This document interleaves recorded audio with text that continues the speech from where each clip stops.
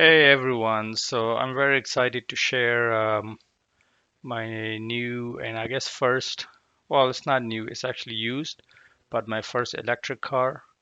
And I mean, there's a bunch of cars out there in the market, like the Prius, and well, Prius is not actually a full electric, and there's not much choice in terms of selecting an SUV.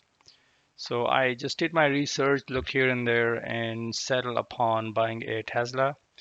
I was initially going to buy the Model 3, test drove it, and then turned out to be a bit small. Then did the Model Y. Model Y is actually a lot of fun. And since I like SUVs, a little bit more space. So I thought, why not just go with the Model X? And since I'll be keeping this for quite a long time, so I settled on this used 2019 Model X. Now, so I asked the guy whoever bought it from to put FSD on it, so he paid for it.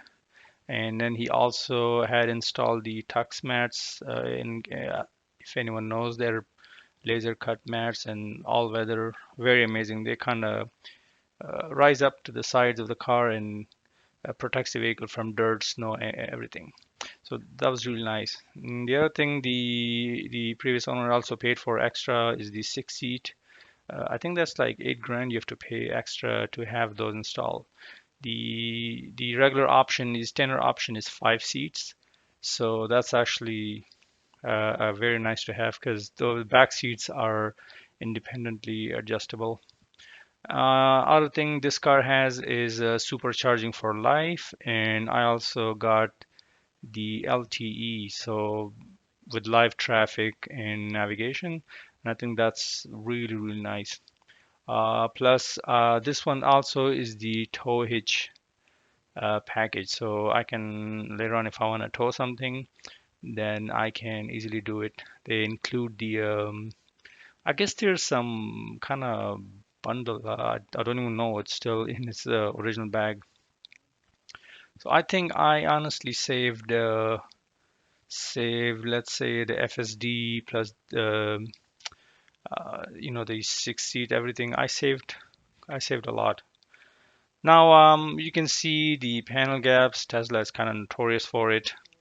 So if you look at this side, is the driver's side, and then if you look at the passenger side, there's definitely a big difference, and it's everywhere. It's noticeable. But the thing is, it's a new company. I guess they're still learning, and I'm sure every car manufacturer went through that. But then on the other hand, you have to look at what they offer. So to me, Teslas are much more than a vehicle. It's pretty much just a big computer on four wheels. The software that it has is it's I guess ahead of its time, maybe 10 years, 5 to 10 years. And other manufacturers, it's going to take a while for them to reach to this level, honestly. And so I'll just, for example, take FSD, the full self-driving. I tried it. It's not the best in the world right now, but it's there's nothing like that on the market. So it can detect pedestrians, it can detect traffic signs, it can detect stop signs, I guess, and traffic lights. It can detect garbage bins and even the roads on the sign. The other thing is the navigate on autopilot. I tried it.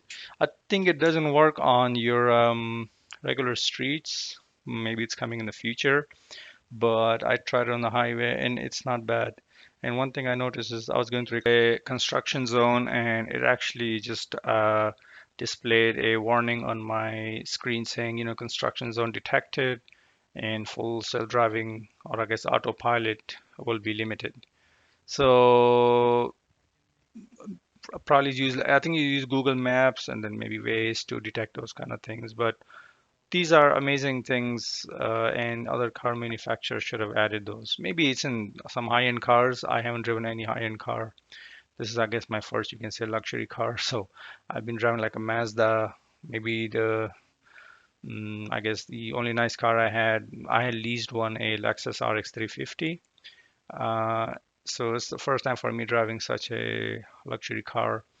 I was gonna go lease another gasoline car, but And then I just had a conversation with different people, and what they told me is don't buy a gasoline car again, because in the next 5 to 10 years things are rapidly going to change, and there's no point, honestly. There's just no point, because if you buy a gasoline car, what are you going to do with it after 5 years?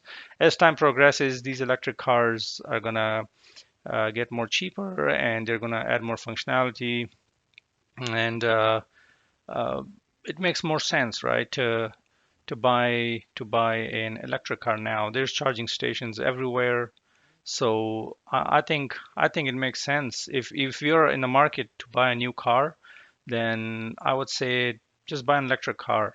I know you pay a little more, but at the same time, you have to look at the long-term saving that you're going to do on an electric car, right? And all the BS that you deal with when going to these dealerships, or as you can call it, stealerships. They charge you for this, that. So I'm like, you know what? Forget about it. Um, let's just cancel all of that and go full electric. And to me, Teslas are honestly an investment, because you are investing in this. As time progresses, more electric cars are going to come out, and all this talk about autonomy and everything. So I'm sure you guys have heard about robo taxis. So if robo taxis come out, and let's say they have a fleet, and then let's say you have a Tesla, and you can then put that your car on the robo taxi fleet and actually start earning from it. So your car will just going and doing this thing like dropping people, picking up people, and that way you can make some money out of your thing. And I think Elon talked about it, or he tweeted about it somewhere. So I'm just gonna go now charge this car.